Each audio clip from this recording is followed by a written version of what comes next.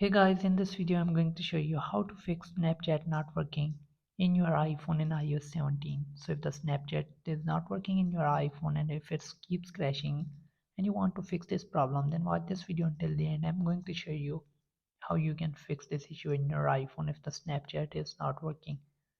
So the first step would be force close your app and reopen it. Sometime a force closing app can help you fix this problem. Simply open the app switcher of your iPhone, swipe up to close the app, then you can open the Snapchat app to see if it start working. And if it's not working, then move on to the next step. The next step is try to update your Snapchat app. To see the update, simply go to settings, App Store, and then search for the Snapchat app. And if you see update next to this open button next to the app name, simply update your app. And if there is no update available, then move on to the next step. The next step is restart your iPhone. Sometimes a simple restart can clear glitches in iPhone and fix your problem. Simply go to your iPhone settings,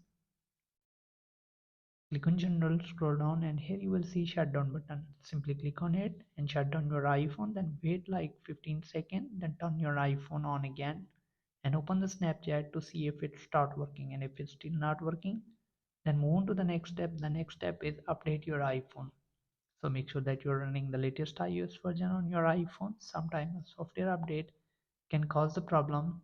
If there is new update available, you can go to settings, click on general, click on software update. And if you see any update available here, make sure that you download and install that update in your iPhone. And if it's still not working, then the last step would be reinstall your app. To reinstall your app, you can go to setting. Without losing any of your data, you can simply download that app. You can go to general, click on iPhone storage, scroll down, find Snapchat, click on it, click on offload app. You won't lose any of your login detail or anything. And as you can see, documents that are in the Snapchat, click on reinstall and go back to the home screen and the app will start reinstalling. And after this, your problem will be solved. Thanks for watching.